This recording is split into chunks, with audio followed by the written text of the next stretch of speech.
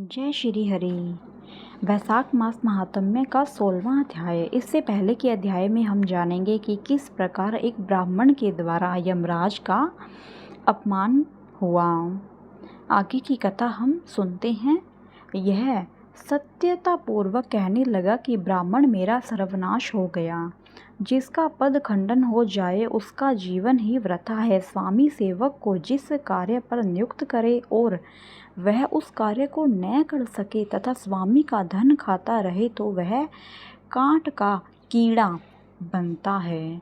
अब मैं आपका कार्य नहीं कर सकता क्योंकि राजा कीर्तिमान ने यह सब कर्म नष्ट कर दिया है। इस राजा के भय से समुद्र तक सब प्रजा वैशाख मास के धर्म कर्तव्य का पालन करती है और अन्य धर्म के कार्य, पितरों का श्राद्ध, अनिष्ट होम, होमादि यज्ञ, तीर्थ यात्रा तथा विविध दूसरे शुभ कार्य छोड़ दिए हैं।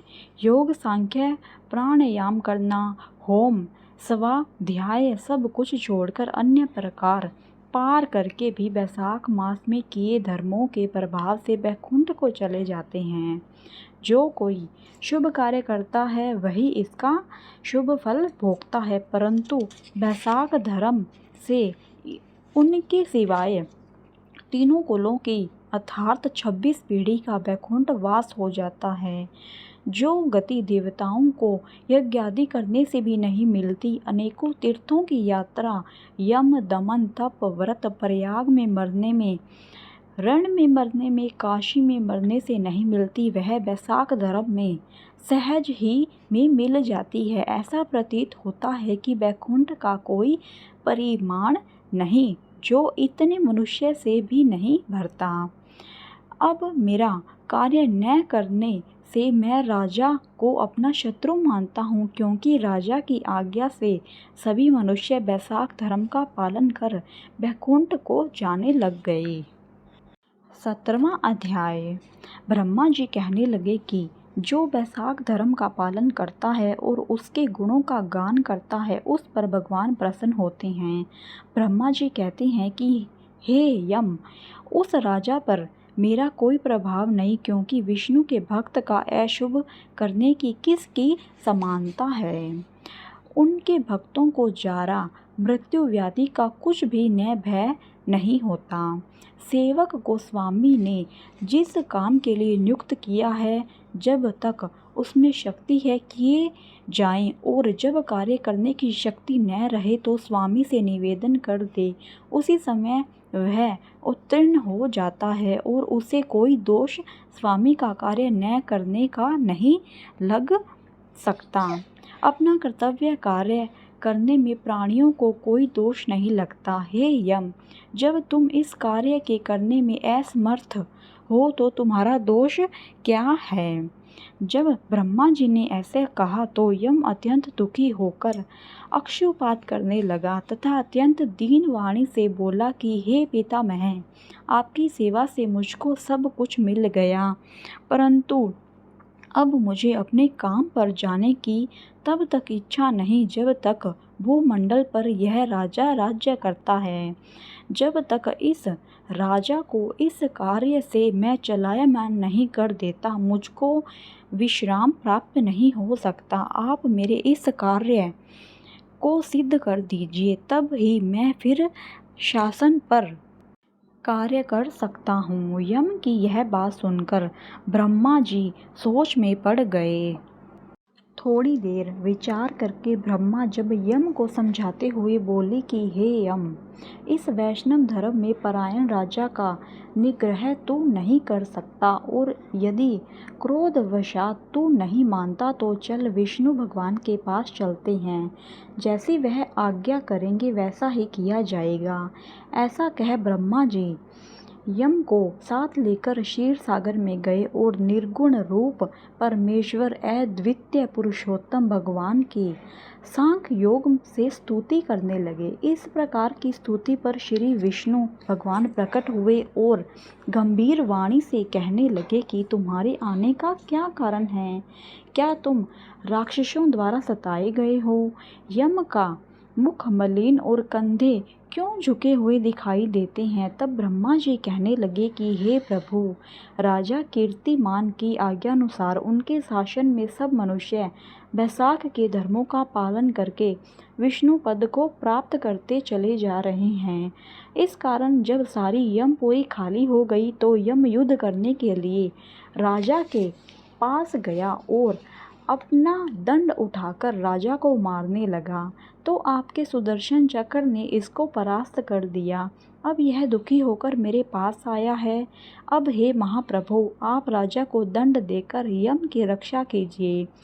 ब्रह्मा जी की यह वार्ता सुनकर भगवान कुछ हंसकर कहने लगे कि हे ब्रह्मा जी तथा यम, मैं लक्ष्मी जी अपनी देह और प्राण भी त्याग सकता हूँ। श्री वत्स, कौत्स्व, मणि तथा वैजयंती माला का त्याग कर सकता हूँ। श्वेत द्वीप, बैकुंठ, क्षीर सागर, गरुड़ और शेष को भी छोड़ सकता हूँ, परंतु अपने भक्तों को नहीं छोड़ सकता। आप ही सोचिए, जिन्होंने मेरे लिए सब त्याग दिया और अपनी आत्मा मुझ में ही लगा दी, मैं उनको कैसे त्याग सकता हूँ। फिर भी हे यम, मैं तेरे दुख को दूर करने का उपाय बतलाता हूँ। इस राजा की आयु मैंने 10,000 वर्ष की दी है, जिसमें 8,000 वर्ष बीत चुके हैं। अब 2,000 वर्ष की आयु और भोकर वह मेरी सायुज्य मुक्ति को प्राप्त होगा। तब वेन नाम का एक राजा बड़ा अत्याचारी और दुराचारी होगा और सब वेदोक्त धर्मों को नष्ट कर देगा। वैशाख धर्म भी लोप हो जाए। फिर मैं पृथु का अवतार लेकर पुण्य धर्म की स्थापना करूंगा और वैशाख मास धर्म भी मनुष्यों से कराऊंगा। जो मेरा भक्त है, जिसने मुझ में ही अपना ध्यान लगा दिया है और सब त्याग दिया है, वह कोई हजारों में से एक ही होता है, उसको ही वैशाखो धर्म कहना चाहिए। बहुत थोड़े मनुष्य पृथ्वी पर मेरे इस धर्म को जानने वाले हैं। अब हे यम, तू किसी प्रकार से दुखी मत हो, तेरे काम की सिद्धि हो जाएगी। वह राजा तेरा भाग भी देगा। अपने अपने भाग को ग्रहण करने वाला दुखी नहीं होता। जो मनुष्य उद्देश्य से प्रतिदिन स्नान, अर्घ्य, जल, कुंभ, दही, अन्नादि का दान नहीं करेंगे, उनका वैशाख धर्म निष्फल हो जाएगा। जो कोई प्राणी तुम्हारा भोग देकर वैशाखोक्त धर्म करे, उनके कार्य में तुम विघ्न मत डालो, और जो तुम्हारा भाग दिए बिना ही केवल मेरा भजन करता है, उसको मेरी आज्ञा से तुम अवश्य दंड दो। उस राजा से तुम्हें भाग दिलाने के लिए मैं अभी सुनंद को भेजता हूँ। वह अवश्य राजा को समझा कर तुम्हारा भाग दिलाएगा। इस प्रकार हर तरह से यम को आश्वासन देकर भगवान अंतर्ध्यान हो गए। यम भी प्रसन्नता से अपनी पुरी को चला गया और फिर भगवान की आज्ञा से जैसे सुनंद ने राजा को समझाया, सभी ने वैशाख मास के धर्मों में यम को भाग दिया। इसलिए वैशाख मास में प्रतिदिन यम के निमित्त स्नान, अर्घ्य आदि करना चाहिए, नहीं तो वैशाख के सब कर्म निष्फल हो जाते हैं। वैशाख की पूर्णिमा को सबसे पहले यमराज के निमित्त जल का घड़ा, दही तथा अन्न दान करना चाहिए। फिर पितरों और गुरु के निमित्त, पश्चात भगवान के निमित्त शीतल जल, दही, अन्न, तांबूल, दक्षिणा और फूल कांस के पात्र में रखकर भगवान के अर्पण करें।